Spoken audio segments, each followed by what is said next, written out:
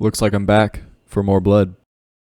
Last December I decided to take on my all-time favorite donut, the blueberry cake donut from Krispy Kreme. I came up with my own recipe for it, and in my opinion it was definitely better. You can check out the video if you want to. But recently I've been wanting to take down my second favorite donut from Krispy Kreme, the cake batter donut. This is a heavily iced whole donut with a decadent cake batter filling. I'm no stranger to this one, and I've even eaten it a couple times on this channel.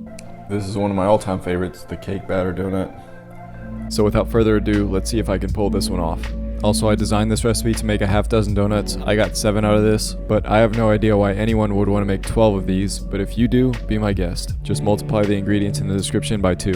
Anyway, for the donut dough, I'm starting with 120 mils or a half cup of whole milk that I've warmed to between 90 and 100 degrees Fahrenheit, to which I'm going to add about a half packet or 3.5 grams of active dry yeast. As always, I'm stealing a pinch of the 40 grams or 3 tablespoons of sugar that I've already measured. Just to help the yeast feed on something, I'm just mixing all this together and letting it proof for about 5 to 10 minutes. Meanwhile, I'll get my stand mixer out and start getting the rest of the ingredients ready. And if you want to do this by hand, go ahead, just get a large bowl and mix everything with like a wooden spoon until it's cohesive, and then you can knead it by hand until it's smooth and stretchy. But I'm going to add 285 grams or a little less than 2.5 cups of all-purpose flour, along with 3 grams or a half teaspoon of kosher salt, and then I'm grating in an optional few seconds worth of nutmeg, and finally the rest of that 40 grams of sugar from earlier. I just give these a quick preliminary mix with the dough hook, and then once your yeast mixture is nice and foamy, you can dump that in, followed by about 40 grams or 3 tablespoons of melted butter, and 1 egg that's ideally been left out at room temperature for like 30 minutes. Lastly, just a couple teaspoons of vanilla extract, and then we can begin mixing. I go a little slow at first until the dry and wet ingredients start to incorporate, but after that process you can bring it up to medium-high speed and start kneading it. Just be aware if it looks too sticky, you can always add in a little bit more flour. It should be a little sticky, but not to the point where it's clinging to the bottom and sides of the bowl. Different flours and different environments can be absorbed differently, so you always have to play this step by ear. But all in all, the kneading process should take like 6 to 8 minutes. You know it's done when it still feels tacky, but it's not sticking completely to your fingers and hands. And you should also be able to stretch it quite a bit without it tearing. But once that's done, I'm going to dump it into a large greased bowl and then cover it and let it rise. You should go at least 1 hour until it doubles, but ideally go like 2 hours, it's always better. And then once it's risen, you're going to lightly flour a clean work surface, and then punch the dough down with your fingers. That's always a fun thing. Dump the dough out on the work surface and lightly coat both sides with the flour, and then using a rolling pin you're going to try to roll this out to a fairly even thickness. I would go from like a 1/2 inch to 3/4 of an inch thick. You want these to puff up pretty good because we're going to be filling them. I always use this 4-inch plastic cup to cut donuts and it always works perfectly, but a biscuit cutter or just anything around that size will be just fine. You're always going to have scraps to cut the remaining donuts out of, and the best practice is to roll this up into a smooth ball like you do with a dinner roll or something, and then rest that under a towel for 15 minutes until it relaxes again, and then you should be able to roll it out the same way you rolled the initial dough out and cut your donuts once again. If you try to roll out the scraps immediately, it's going to be too tense. The gluten strands are still going to be tight from just being stretched, and you'll end up with a tough donut that's too chewy. But regardless, once I get all the donuts cut out, I put them on a sheet tray with a silicone mat on top, and then cover that with a towel and then proof them one more time for 45 minutes. I used to not wait this long with the proofs, and I would always end them early, and the results were always inferior donuts, so trust me when I say the time is necessary and worth it. But once they're nearing the end of their final proof, you can start to heat up your frying oil. I'm just using canola oil, and I always fry in my Dutch oven with a candy thermometer. Your goal here is to be right at 350 degrees Fahrenheit or 180 C. I started by frying 2 donuts at a time, but you could definitely do 3. Just watch for your temperature to drop and adjust accordingly. I was flipping my donuts every 30 seconds to ensure even browning. It's far better to flip way too many times and have even browning than it is to flip only once and have one side be way darker than the other side.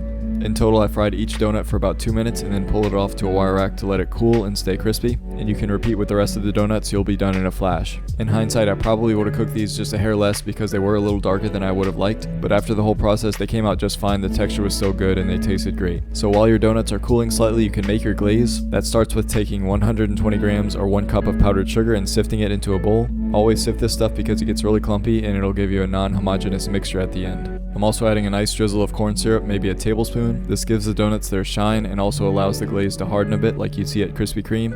I also always add a pinch of salt to my glazes because it tastes better. And I forgot a vital ingredient here, it should be a teaspoon of vanilla extract. It's so important to have that in your glaze, and I think it makes a night and day difference. And it's also something Krispy Kreme doesn't include in their glaze, so it gives you an automatic step up on them. I'm so sad I forgot it here. Lastly, you're just going to splash in a little bit of whole milk at a time, and using your whisk you're going to bring everything together. It is really easy to overdo the liquid here, so I'm stressing to take your time and do it bit by bit. I want this to be thicker than a normal donut glaze because this is just going to sit on top of the donut rather than coat the whole thing. And I'm not even going to estimate how much milk I put in, it's just a few little splashes. Try to end up with the consistency where it's not running off the whisk, but also where it's not too thick to mix. Mine was actually too thick at one point and I broke part of my whisk.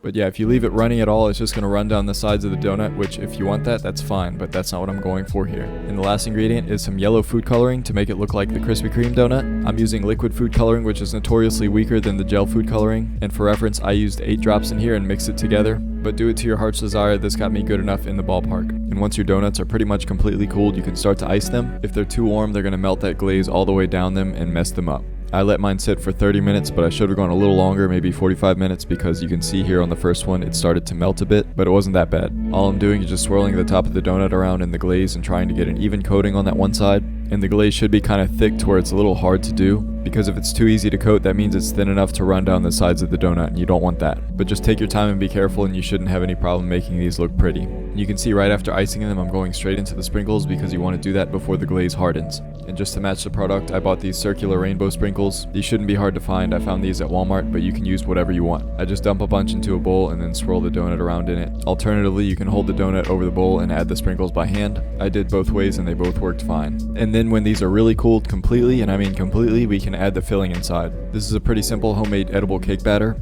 This should start with cake flour if you have it or are willing to buy it. It's just finer than all-purpose flour and it definitely makes a difference in my opinion.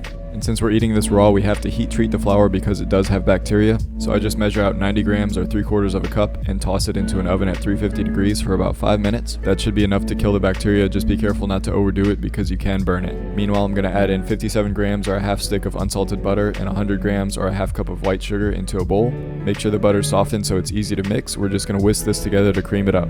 Nice, mate. So we're not going to be using eggs in this because it is going to be eaten raw, so I'm going to supplement with a liquid. And I actually ran some tests on this because I wanted to make sure it was the best recipe possible. I tried whole milk as well as heavy cream and found that the heavy cream is noticeably better. I add a little bit now, about 15 milliliters or a tablespoon just to get things started. Then I'm going to add in 3 grams or a half teaspoon of kosher salt as well as that cake flour that we heat treated. Just mix all that together until it's nice and cohesive, and then we're going to adjust the liquid. So kind of like the glaze, my advice is to go little by little until you have the consistency that you want, which for this cake batter you don't want it to be too runny because it's not going to sit well inside of the donut, but you also don't want it to be too solid to where you're chewing on it. I'd say you want to get it to the point where it'll suspend itself on the whisk or spatula, but if you shake it, it should fall off pretty easily. So I guess pasty is the right adjective here. For reference, I used 90 milliliters or 6 tablespoons of heavy cream in total. And for the secret or key ingredient to this, it's cake batter extract. This should be pretty easy to find at most grocery stores. I would add this to taste the same way we did with the heavy cream, but for reference, I added 6 grams in total. And I did also experiment by adding vanilla extract in addition to the cake batter extract, and I honestly found that it's better with just the cake batter extract, especially if you don't forget the vanilla in the glaze like I did, but feel free to add it here if you like it better. I actually made my filling in advance for convenience and I stored it in my fridge, but if you do that you want to press plastic wrap over the top of it and make sure it's touching the surface, just so your cake batter doesn't form a skin. But what's going to happen is the fridge is going to solidify your cake batter a bit, so when you're ready to use it you need to add a little splash of water just to bring it back to life. Just add enough to where it's back to that consistency that you got before. Then I'm just going to fill an empty piping bag. We don't need a piping tip for this. And then I'm going to snip off just the end of it. You don't want to make a hole too big because it's not going to fit inside the donut. And speaking of the donuts, I'm going to grab a chopstick and open up the inside of each donut. Just make yourself a small entry point and move the chopstick around until you have a pretty hollow inside. And of course, be careful not to puncture any of the walls of the donut. And lastly, we're just going to insert the piping bag and start filling the donut slowly, and it'll tell you when it's full because the filling will start leaking out the donut, at which point you just fill the rest of the donuts and that's it. And if you haven't yet, I would let them sit like 30 more minutes to let that glaze fully harden. These are going to be much denser than the Krispy Kreme version because we're adding a lot more filling to them. I can't believe I didn't film more B-roll of these finished products. They look amazing, but let's see if they live up to the taste test. Vanilla milk to make up for the forgotten vanilla in the icing. And of course I had to grab one from the competitors themselves. Like, there's just no way that homemade isn't better in this case. Not as convenient maybe, but definitely better. Start with a taste from the OG. Yeah, that's classic Krispy Kreme. It's good, but you can't help but acknowledge that artificial sweetness that comes with it. If you ever take a look at the ingredients on their website, you'll see how much stuff you're actually eating. But now for the home team. Cheers.